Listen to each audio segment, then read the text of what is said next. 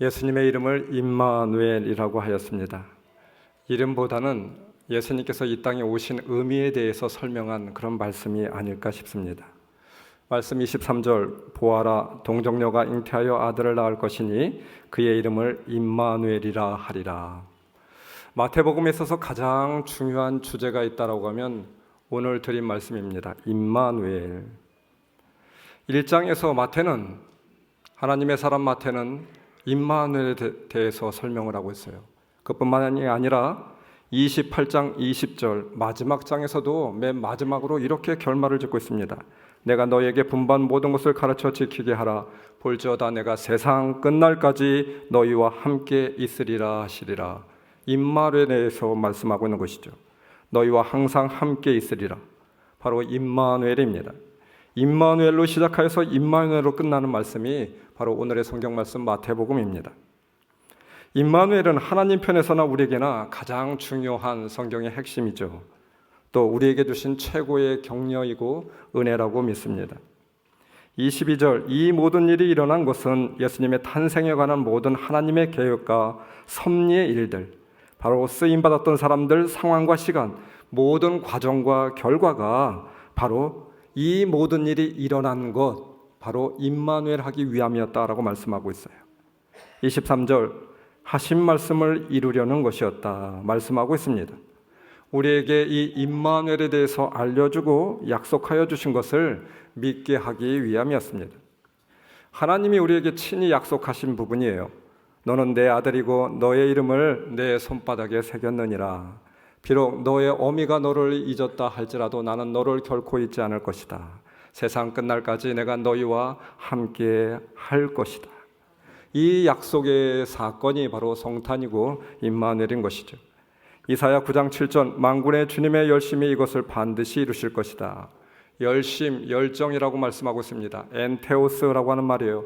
주님 안에서 주님께서 주님이 반드시 이것을 이루겠다라고 하는 것입니다. 나의 느낌이 아니고 나의 생각도 아니고 나의 약속도 아닙니다. 하나님의 약속이고 하나님이 이루시겠다라고 하는 말씀이죠. 하나님의 열심입니다. 그래서 우리의 인생은 비록 작고 힘들고 어렵지만 우리 인생 가운데 늘 하나님께서 함께 계시는 것이죠. 낮고 천한 자리에 임마누엘로 오셨습니다. 성탄이라는 우리에게는 가장 큰 기쁨이고 말할 수 없는 은혜입니다. 그러나 여러분 한번 생각해 보십시오. 이 임마누엘의 축복, 이 성탄은 하나님 편에서는 죽으시기 위하여서 이 땅에 오신 사건입니다. 십자가에 달려 죽기 위하여서 이 땅에 오시게 되었죠. 인간의 몸을 입고 낮고 천한 자리에 오시게 되었습니다. 그 유일한 이유가 바로 임마누엘, 너희와 함께하기 위함이다. 이렇게 말씀하고 있어요. 나와 함께하기 위함이었음을 말씀하고 있는 것이죠. 요한복음 1장 14절, 그 말씀은 육신이 되어 우리 가운데 사셨다. 우리는 그의 영광을 보았다. 그것은 아버지께서 주신 외아들의 영광이었다. 그는 은혜와 진리가 충만하였다. 여러분, 그러나 이 임마누엘이 있기까지 값진 희생이 치러져야만 했습니다. 순종과 결단이 필요하였습니다. 자신을 비워내지 않으면, 자신을 부정하지 않으면 이 임마누엘의 약속은 있을 수가 없었어요. 임마누엘이 있기 위하여서 주님은 인간의 몸을 입고 오시게 되었잖아요. 그뿐만이 아니라 주님은 죽으시기 위하여서 임마누엘로 이 땅에 오시게 되었습니다. 임마누엘은 그래서 자기 자신을 부정한 사건이고 자기 자신을 희생한 그런 사건이 되는 것이죠. 요한복음 1장 9절, 참 빛이 있었다. 그 빛이 세상에 와서 모든 사람을 비추고 있다.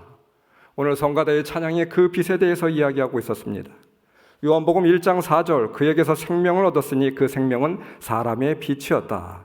그 빛이 어둠 속에서 비치니 어둠이 그 빛을 이기지 못하였다. 세상의 큰 빛으로, 구원의 빛으로 주님께서 이 땅에 오시게 되었습니다. 그러나 여러분, 그 구원의 빛이 비추기 위하여서는 전제되어야 될 조건이 필요한 것 아니겠습니까? 빛이 비추기 위하여서, 빛이 빛을 발하기 위해서 바로 자기 자신이 죽어야만 됩니다. 스스로 죽어야만 됩니다. 그래서 임마누엘은 자기 희생, 자기 부인이 전제된 말이 됩니다. 등경 위에 등불이 빛을 비추기 위해서는 스스로 타져야만 됩니다. 스스로 희생하고 스스로 죽어져야 돼요. 기름이 태워져야만 됩니다. 그래야 빛을 발할 수 있는 것이 되는 것이죠. 어둠을 몰아낼 수 있는 빛의 역할을 감당할 수 있는 것입니다. 주님께서 말씀하셨습니다. 소금에 대하여서, 소금도 마찬가지잖아요. 스스로 죽지 않으면 맛을 낼 수가 없습니다. 빛의 원리 가운데 또 하나 중요한 원리가 하나가 더 있어요. 빛이 있다라고 해서 우리는 빛을 볼 수 있는 것이 아닙니다. 본다는 것은 엄밀하게 이야기하면, 과학적으로 이야기하면 빛의 굴절입니다. 빛의 유익 가운데 하나가 바로 사물을 보기 위함인 것이죠. 사물을 본다라고 하는 것은 사물 그 자체를 보는 것이 아니라 사물에 반사된 빛, 굴절된 빛, 그것을 우리는 본다라고 말하고 있는 것이에요. 물체와 대상만 있다고 하여서 볼 수 있는 것이 아닙니다. 엄밀하게 말해서 본다는 것은 물체에 굴절된 그런 빛을 보고 있는 것이죠. 빛이 있다고 하여도 굴절되지 않으면, 물체와 대상이 있다고 하여도 우리는 그 빛을 볼 수가 없어요. 굴절된 빛, 반사된 빛의 입자에 대한 반응과 인식이 우리가 본다라고 하는 개념입니다. 그렇습니다. 하나님의 신성과 은혜와 계획을 예수님은 육신의 몸으로 입고 오셔서 십자가의 죽음으로 보여주셨어요. 하나님의 사랑을 이 십자가 위에서 굴절시키게 되었고, 이 성탄의 사건은 바로 그 하나님의 은혜를 굴절시킨 사건이죠. 임마누엘의 사건입니다. 주님으로 인하여 하나님을 알게 되었고 그 생명의 빛을 만나게 되었습니다. 임마누엘의 축복이 우리에게 임한 것이죠. 그 생명의 빛을 받은 자로서 그 빛을 굴절시켜야만 되는 의무가 우리에게도 있습니다. 이것이 바로 임마누엘로 우리와 함께 하신 주님의 이유와 목적이 되는 것이죠. 주님의 사랑을 굴절시킬 수 없다라고 하면 임마누엘이 무슨 소용이 있겠습니까? 임마누엘의 주님을 우리를 통하여 찾아지게 만드는 것, 이것이 진정 임마누엘의 의미가 아니겠습니까? 우리가 먼저 빛을 받은 자로서, 큰 구원의 빛을 받은 자로서 그 사랑의 빛을 세상 가운데, 이웃 가운데, 우리의 가족 가운데 굴절시켜줘야만 됩니다. 그래서 거기에 임마누엘이 찾아져야만 됩니다. 마태복음 1장 23절, 임마누엘이 하나님이 우리와 함께 계시다라고 하는 뜻으로 밝히고 있어요. 임마누엘, 그 뜻은 하나님이 우리와 함께 계시다. 여러분, 어떤 문장이든지 간에 그 문장에서 강조해야 될 그런 단어가 중요합니다. 이 문장에서 우리는 어디에 강조점을 둬야 될까요? 제가 모두에서 임마누엘의 강조를 두었다라고 하면 두 번째 우리가 강조점을 찾아야 될 단어는 바로 우리라고 하는 단어입니다. 많은 사람들은 함께에 강조점을 두고 있는지도 모르겠어요. 그러나 여러분, 이 본문에서는 우리의 강조점을 두고 우리는 살펴봐야만 합니다. 나를 위해서 오셨다라고 표현하기보다는 우리를 위해서 오셨다, 이것이 정확한 표현입니다. 나와 너가 하나 된, 나와 주님의 공동체가 하나 된 그곳에 임마누엘로 임하신 것입니다. 나와 함께 하시는 하나님이지만 우리와 함께 하시는 하나님이 더 정확한 것이죠. 여러분, 이 임마누엘이라고 하는 단어는 히브리어입니다. 임마누엘, 두 단어가 합성된 단어예요. 임마누는 무엇입니까? 우리들과 함께라고 하는 말이에요. 함께라고 하는 말이고, 마누, 우리들이라고 하는 말입니다. 엘이라고 하는 말은 하나님을 지칭하는 말이죠. 우리는 잘 알고 있습니다. 그래서 두 단어를 합성하게 된다라고 하면 우리들과 함께 하시다라고 하는 단어가 바로 히브리어의 가장 고유한 그런 원어의 해석입니다. 우리는 이 임마누엘, 이 단어를 하나님이 우리와 함께 계시다라고 하는 의미이기보다는 하나님이 나와 함께 하시기 위하여 라고 해석하고 있는 오류를 범하고 있어요. 원문을 그대로 해석하면 하나님이 우리들과 함께 계시다, 이 말입니다. 우리들과 함께 하시려고 이 땅에 오셨어요. 우리입니다. 하늘과 땅, 우리 주님과 나와 너, 우리들과 함께하기 위하여서였습니다. 나가 아니라 우리들이었어요. 그래서 우리는 때때로 힘들고 어렵고 고통스럽습니다. 그래서 우리는 갈등과 아픔이 있기도 합니다. 나라고 하면 문제가 되지 않지만 우리라고 할 때 여러 가지 많은 문제들을 발생하고 있습니다. 그러나 여러분, 성경에서는 우리에 대해서 중요한 강조점을 두고 있어요. 우리는 한 지체라고 하였습니다. 교회라고 하는 것이 무엇입니까?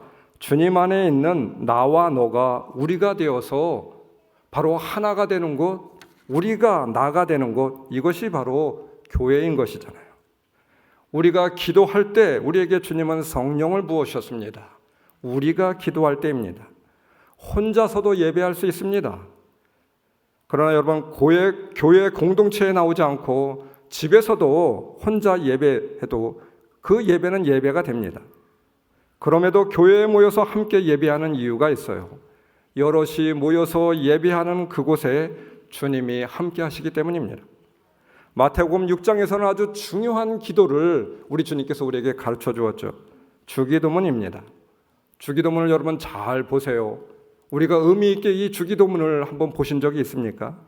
하늘에 계신 우리 아버지요, 오늘 우리에게 일용할 양식을 주시옵시고 우리가 우리에게 죄 지은 자를 용서하여 준 것 같이 우리를 시험에 들게 하지 마시고. 보십시오. 우리 주님의 기도에는 1인칭 복수가 6번이나 나오게 됩니다. 나라고 하는 1인칭 단수는 보여지지가 않아요. 우리라고 하는 1인칭 복수입니다. 우리는 이것을 알아야만 됩니다. 즉, 나를 위한 기도가 아니라, 하나님 앞에 올려드리는 거룩한 기도가 아니라 우리를 위한 기도였어요. 하늘과 땅이 주님과 내가, 그리고 나와 너가 우리가 되어지는 것, 그 온전한 일치를 이루는 것, 이것이 바로 하늘나라가 되기 때문입니다. 이 하늘나라를 위하여 주님은 이 땅에 임마누엘로 오신 것이죠. 여러분, 이제까지 우리는 나에 대해서 강조점을 두고 살아왔잖아요. 나의 목적을 위해서 살아왔습니다. 나의 만족과 이기적인 목적을 위해서 줄곧 살아오지 않았습니까? 나의 필요를 위하여 내 가치가 앞섰고 또 내 존재가 앞서게 되었습니다. 철저히 나 위주였습니다. 가정에서는 어떠합니까? 교회에서는 어떠합니까? 우리가 말은 그렇게 이야기하고 있지 않지만 내가 가장 앞서고 있었잖아요. 내가 주인이 되었고 내가 높임을 받아야 되고 내가 먼저여야 되고 나의 자존심이 먼저이고 너가 존재함도 곧 나를 위한 존재인 것으로 우리는 그렇게 알고 있었습니다. 나 외에는 보이는 것이 없었어요. 너무나도 안타까웠죠. 나만 보였지 너를 보지 못하였습니다. 더욱더 우리는 그리스도 안에 있지 못하였습니다. 그리스도와 함께 거하지 못하였습니다. 이것이 바로 우리의 믿음의 현실이고 우리 믿음의 아픔이 되고 있죠. 앤서니 드 멜로라고 하는 사람이 있는데 종교 박람회라고 하는 책 가운데 이런 우화 하나를 적고 있습니다. 한 남자가 자신이 너무 사랑하는 연인의 집 문을 두드리게 되었습니다. 같이 살기 위함이었습니다. 문을 두드립니다. 누구세요? 나야 나. 나야 나. 나예요. 누구세요? 나래니까 나야 나. 그럼 그냥 돌아가세요. 이 집은 너와 나를 들여놓는 집이 아니에요. 쫓겨난 여인은 그냥 문정박대를 당하고 그곳에서 쫓겨나게 되었습니다. 그 집에 들어갈 수 없었습니다. 그곳을 떠나 광야로 들어가게 되었죠. 거기서 몇 달을 두고 연인의 말을 곰곰이 곱씹어 보게 됩니다. 생각해 보았습니다. 그리고 결론을 내리길 다시 돌아와 그 여인의 집을 문을 두드리게 되었습니다. 누구세요? 너야 너. 누구세요? 너야 너래니까. 그러자 그 닫혔던 문이 열려지게 되었다라고 하는 것입니다. 하나 되는 사랑은 그가 단순히 내 안에 들어오는 것이 아니라 내가 나를 버리고 그 사람 안에 들어가는 것이다 라고 하는 의미를 말하고 있는 것이죠. 내가 나를 버리지 못하였습니다. 여전히 나로 있었습니다. 그래서 우리가 되지 못하였던 것이죠. 아닙니다. 우리가 되어져야만 됩니다. 그리스도 안에 있는 우리, 바로 여기에 임마누엘의 은혜가 임하게 되는 것이죠. 주님이 이 땅에 임마누엘로 오신 목적은 우리 안에 임마누엘로 거하시기 위함입니다. 우리 안에 임마누엘로 바로 그 임마누엘의 은혜를 드러내시기 위함이었어요. 주님이 이 땅에 오실 때 임마누엘로 함께하였던 사람들이 있습니다. 여러분 오늘 본문을 보십시오. 이 예수님의 탄생의 드라마에 나오는 그 위대한 사람들 마리아와 요셉, 그들은 철저히 자기 자신을 비워냈습니다. 그리고 우리로 함께하였죠. 자기 부인, 자기 희생이 있었습니다. 그러하기에 그들 안에 우리가 형성될 수 있었어요. 1세기 주님을 만났던 임마누엘로 함께했던 사람들의 특징이 있습니다. 그들의 마음에 불인지심이라고 하는 그 마음이 있었어요. 불인지심이라고 하는 이 말이 무엇입니까? 차마 어떻게 하지 못하는 마음이라고 하는 뜻입니다. 남의 불행을 모르는 척하고 지나칠 수 없는 마음을 지칭하고 있는 것이죠. 한마디로 말해서 남을 불쌍히 여기는 마음입니다. 내가 아니라 바로 너를 불쌍히 여기고 우리와 함께하는 그런 마음인 것이죠. 나는 주의 여종입니다. 주님 마음대로 사용하세요. 마리아는 이렇게 고백하고 있죠. 하나님이 하시겠다라고 하니 그대로 순종합니다. 하나님의 섭리와 뜻이 있다고 하는데 나는 주님의 여종이라고 하는데 내 자신이 어디 있겠습니까? 주님의 여종으로 차마 어찌할 수 없어서 거부할 수가 없었습니다. 요셉은 어떠합니까? 마리아와 정혼한 사이임에도 마리아가 임신한 사실을 알게 되었습니다. 있을 수 없는 일입니다. 그럼에도 불구하고 말씀의 순종과 결단을 내리게 되죠. 마리아를 그대로 놔둘 수 없었습니다. 자신의 책임을 다해야만 됐습니다. 자신이 아닌 너를 살리기 위한 섬김과 희생이었습니다. 차마 그 여인을 두고 볼 수가 없었습니다. 사랑의 주님은 죄로 인하여 죽을 수밖에 없었던 나를 살리기 위하여 차마 인간의 몸을 입고 내려오시지 않을 수가 없었던 것이죠. 죄로 인하여서 영원한 형벌로 죽을 수밖에 없는 나를 위하여서 차마 십자가에 죽지 않으실 수가 없었던 것입니다. 바로 이것이 임마누엘의 사랑이죠. 임마누엘의 은혜입니다. 여러분 몇 달 전에 소청하셨던 우리나라의 정말 성각자로 불려졌던 김동길 교수가 있어요. 김동길 교수님이 이런 말씀을 하셨습니다. 우리에게는 남겨진 숙제가 있대요. 누구에게나 남겨진 숙제가 있는데 그 숙제를 잘 풀고 있느냐 말하고 있습니다. 그러면서 알라스카에서 있었던 대지진에 대해서 이야기를 해요. 생존이라고 하는 프로그램에 그렇게 방영되었던 그 프로그램을 말하고 있습니다. 당시에 30분 정도 이 알라스카에 큰 대지진이 일어나게 되었습니다.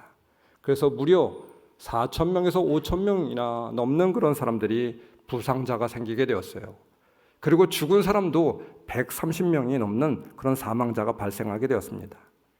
인구가 워낙 작은 그런 그 곳이어서 이렇게 죽은 사람들이 130명밖에 되지 않지만 이 알라스카 주 전체가 다 완전히 쑥대밭이 되게 되었습니다.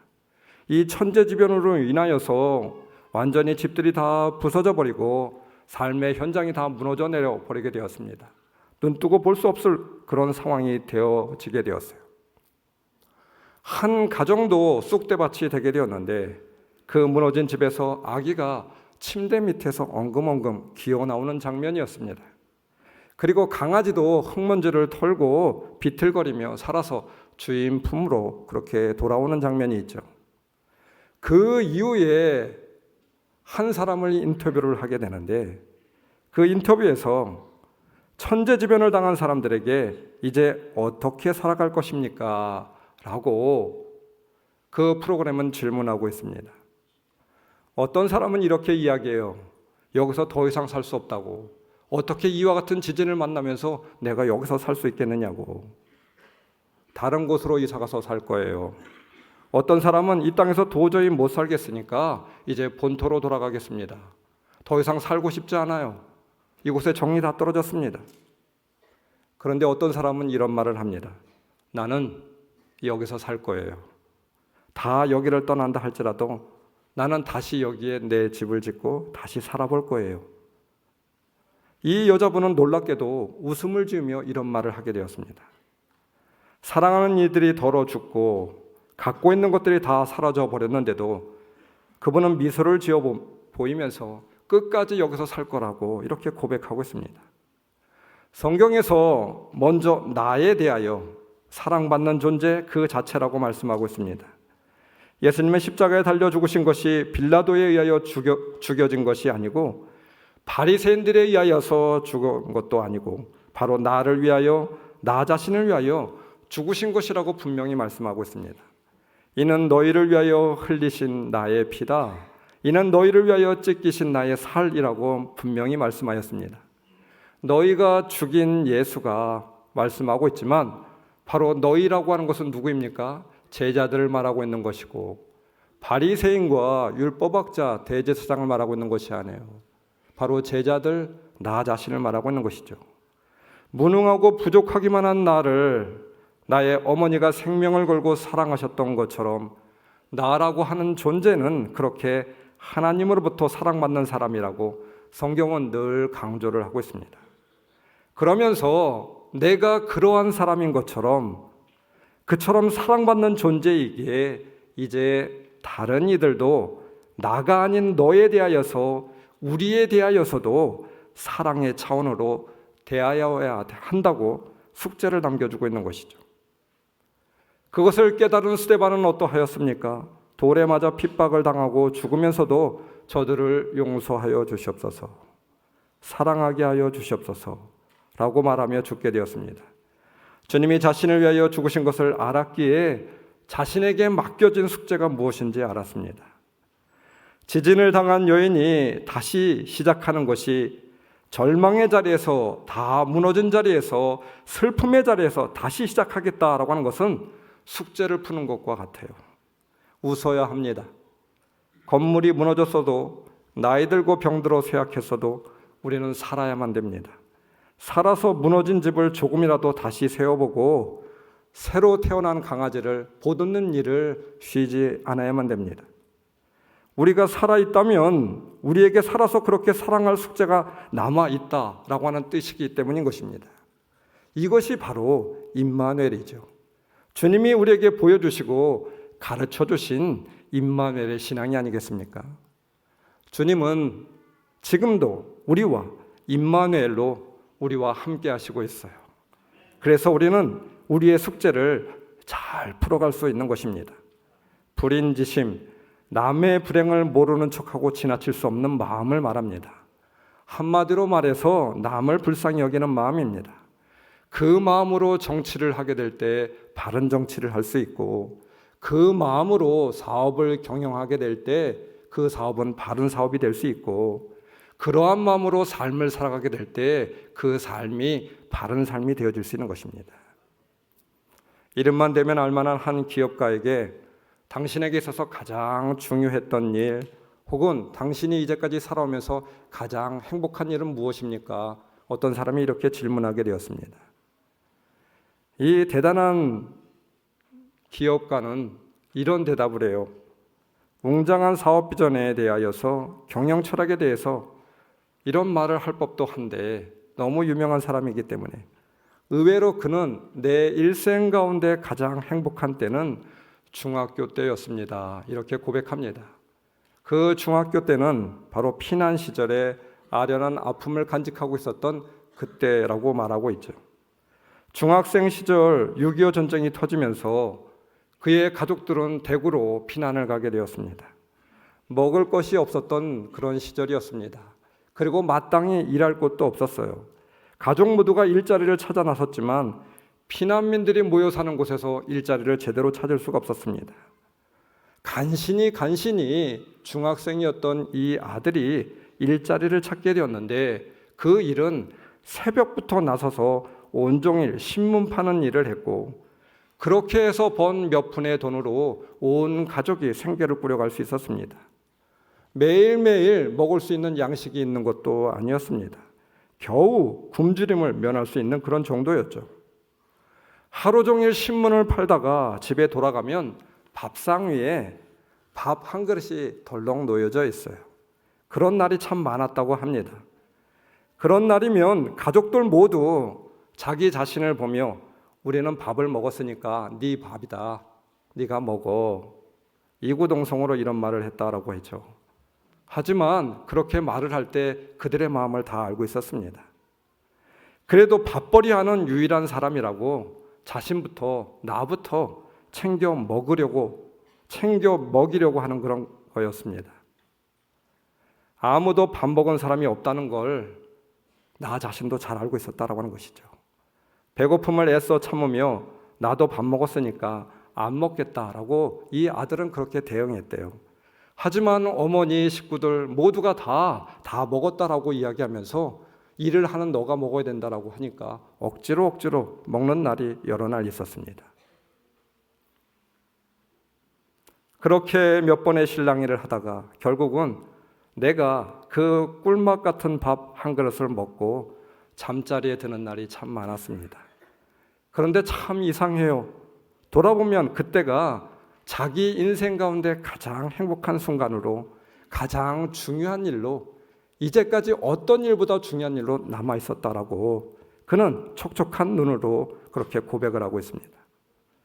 여러분, 지금은 거부가 되어서 원하는 것이라고 하면 무엇이든지 다 가질 수 있는 힘과 권력이 있는 그런 기업가의 가장 행복했던 일, 중요한 일, 그것은 바로 중학교 시절에 신문을 돌리는 일이었다라고 고백하고 있습니다. 이 말에 우리 또한 공감이 되지 않습니까?